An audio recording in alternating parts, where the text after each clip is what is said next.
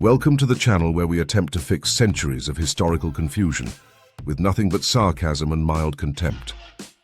Today, the history of what would become the United States before 1600, also known as the part everyone skips because apparently centuries of indigenous history is just too much effort. Like, subscribe, and let's begin the journey your middle school textbook should absolutely be embarrassed about ignoring. America, land of the free, home of the brave, and home to some truly questionable decisions. But long before anyone thought about democracy, Starbucks or reality TV, humans were already here. And no, they weren't waiting for Columbus to text them directions. Around 15,000 years ago, humans looked at a frozen land bridge from Siberia to Alaska and said, "Sure, why not?" And they walked.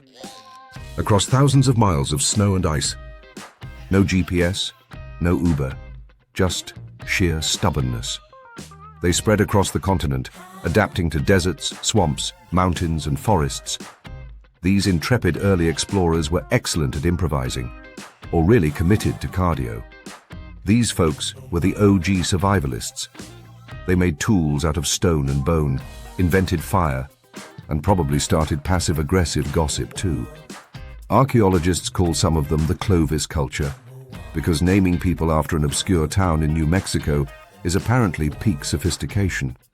Fast forward a few thousand years, and the first people likely thought, man, sitting still sure is easier than chasing mammoths, so they started farming. Maize, beans, squash, the original meal prep. In the Southwest, the Pueblo peoples built adobe structures so fancy that modern homeowners would need a second mortgage just to compete with them.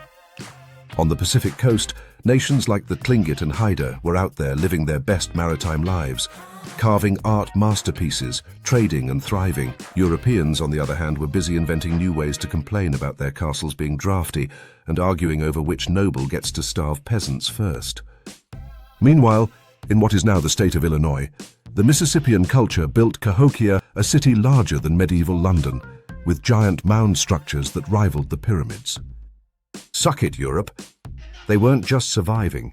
They were trading, storytelling, inventing religions, and basically proving humans have been overcomplicating life since forever. Enter the Vikings.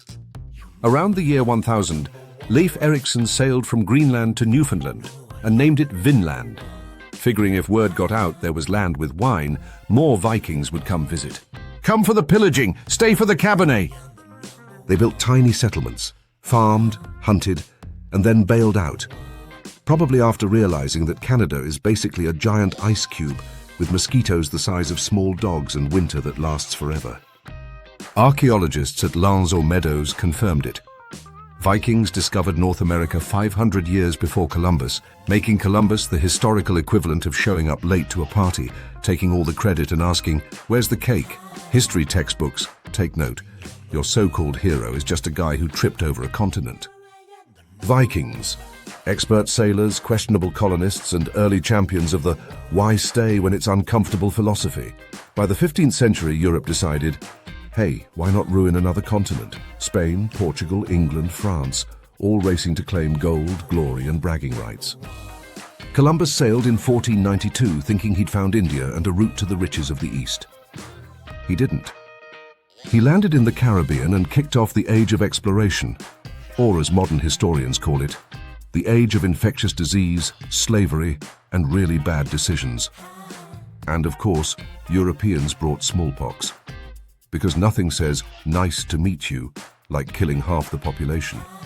Europe won, Native Americans nil. The 1500s witnessed the arrival of the conquistadors.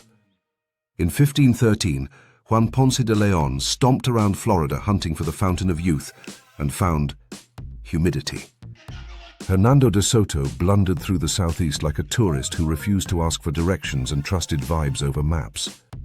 From 1540 to 1542, Francisco Coronado dragged expeditions across the southwest, chasing glittery cities of gold that existed only in someone's wild imagination, and his own refusal to admit he'd been scammed. All he found was Kansas, which was surely a massive disappointment. At the same time, the French were up in Canada, happily trading furs, making friends and behaving like colonization was a group project, smiling, nodding, and saying, Honestly, this is going great. Meanwhile, the English loitered along the Atlantic coast, scribbling maps, announcing very serious plans, and reassuring everyone, "Don't worry, we totally know what we're doing, we'll circle back." Which leads us to the Roanoke colony. In 1587, English settlers showed up on an island off North Carolina, attempted to start a colony, and then promptly vanished off the face of the earth. No bodies, no goodbye notes, no explanation, just the word Croatoan, carved into a tree like the world's least helpful post-it note. Roanoke stands as America's first great mystery, and early proof that colonists could screw up survival so badly they turned it into a legend. Roanoke, all ambition, no common sense, and gone faster than your motivation on a Monday morning. By 1600, North America was a complicated mess. Thriving native civilizations, Vikings who checked out early, and Europeans who couldn't stop showing up uninvited. Crops, animals, ideas and diseases bounced between continents like a chaotic game of social media, except with more plagues and fewer hashtags. So, the story of pre-1600 America isn't about tidy colonies or founding fathers. It's about survival, exploration, and Europeans consistently behaving poorly.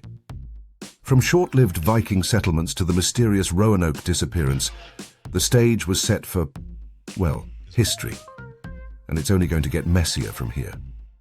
If you survive this whirlwind of snark, bad decisions, and historical chaos, hit like, subscribe, and join us next time as we dive into the first English colonies and watch humans continue their tradition of questionable life choices.